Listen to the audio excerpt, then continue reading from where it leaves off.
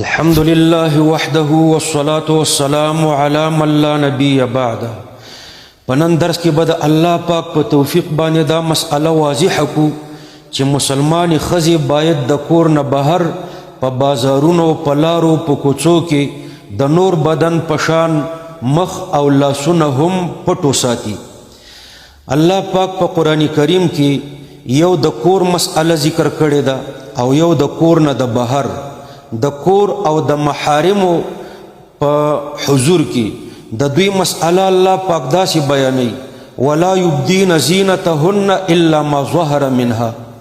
او د کور نه د بهر د بازارونو د لارو د کوڅو مسأله داسې بیانوي وليضربن بخمرهن على جيوبهن ولا يبدين زينتهن الا لبعولتهن. نو د زنا نه د بچ کېدلو په تدابیرو کې یو تدبیر الله پاک حجاب ذکر کړی دی. ښځه به په کور کې د مخ او د لاسونو نه ماسوا نور ټول بدن پټ ساتي، یعنی په کور کې د مخ او د لاسونو د لڅولو اجازت ورته شته. د الا ما ظهر منها په تفسیر کې عبدالله ابن عباس رضی الله عنهما هم داسې فرمایلی دي چې ولا یبدین زینتهن الا ما ظهر منها. قال والزینة الظاهرة الوجه وكحل العين وخضاب الكف والخاتم فهذا تظهر في بيتها لمن دخل من الناس عليها. تفسیر ابن جریر د دې آیات په تشریح کې فرمایي چې ښځې ته د مخ او د لاسونو د لڅولو اجازت په کور کې د هغه خلکو په مخ کې دی کوم خلکو ته چې کور ته د داخلېدلو شرعي اجازت وي. همدارنګه په تفسیر ابن کثیر کې د الا ما ظهر منها په تفسیر کې فرمایلی دي چې کل هؤلاء محارم یجوز لها ان تظهر بزینتها. حاصل همدا ده چې د الا ما ظهر منها تعلق د کور او د محارم سره ده. په کور کې د محارم سره زنانه لوڅ مخ ملاویدلی شي. حاصل دا چې په الا ما ظهر منها کې د کور او د محارم په حضور کې د مخ او د لاسونو د لوڅولو مسأله ذکر شوه چې ښځه په کور کې او د محارم سره لوڅ مخ ملاویدلی شي. بیا په دې وروستني آیات کې چې ولا یبدین زینتهن الا لبعولتهن او آبائهن او آباء بعولتهن، په دې آیات کې صراحتا راغلی دي چې ښځه د کور نه بهر او د پردیو خلکو سره لوڅ مخ او لوڅ لاسونه نشي ملاویدلی.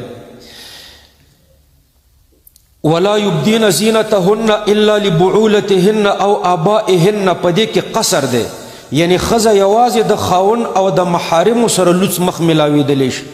د کور نه بهر په بازارونو په لارو په کوڅو کې د پردیو خلکو سره لوڅ مخ او لوڅ لاسونه نشي ملاویدلی. همدارنګه نور آیتونه په دې دلالت کوي چې ښځه د کور نه بهر په بازارونو په لارو په کوڅو کې لوڅ مخ او لوڅ لاسونه نشي ګرځېدلی. الله پاک فرمای یا ایها الذین آمنوا لا تدخلوا بیوتا غیر بیوتکم حتی تستأنسوا. یعنی تاسو چې پردي کور ته ورځئ نو اول اجازت والی. نو که ښځې ته د پردیو خلکو په حضور کې د مخ او د لاسونو د لوڅولو اجازت وی نو بیا پردیو کورونو ته د داخلېدلو په وخت کې د اجازت اخیستل ولې فرض کېدل.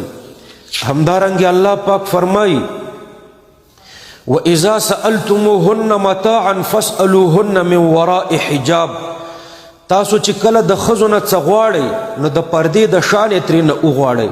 نو که پردیو خلکو ته د مخ د لوڅولو اجازت وی نو بیا د پردې نه شاته د شیانو د غوښتلو څه ضرورت و؟ بیا پکار دی چې د پردې نه بغیر ترېنه شیان غوښتلی شوی. یوه اهمه تنبیه بلم واورئ، هغه دا چې حجاب دا د ښځې عزت دی او د ښځې حق دی. اسلامي حکومت ښځو ته د حقوقو په ورکولو مکلف دی.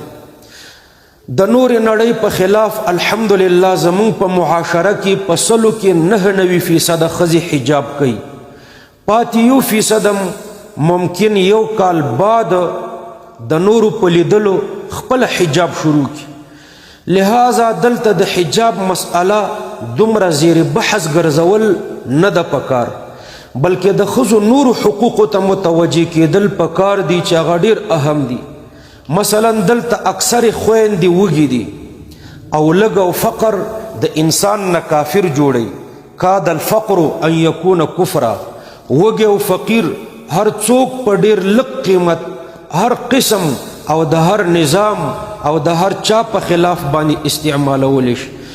کاش کې چې داسې څوک هم پیدا شي چې په هر موټر کې د ښځو نه پوښتنه وکړي چې وږي خو به نه یې د ولږې او د فقر پوښتنې وکړي. په هر کلي کې او په هره کوڅه کې د ښځو د خویندو د ولږو پوښتنه هم وکړي. همدارنګه زمونږ په دې معاشره کې یو غټ ظلم دا دی چې ښځو ته په میراث کې هم برخه نه ورکولی کیږي. کاش کې چې داسې هم څوک پیدا شي چې د ښځو دا حق هم د دې ظالمانو نه والي.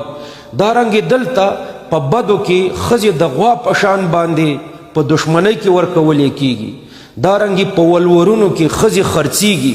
دارنګې د خپلې خوښې د واده اختیار نه ورکولی کیږي.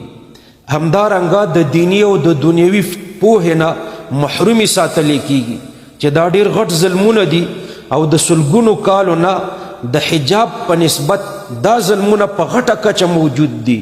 حجاب خو الحمدلله زموږ د معاشرې یو عنعنم ده خو دا ظلمونه دلته د سلګونو کالو نه په غټه کچه موجود دي.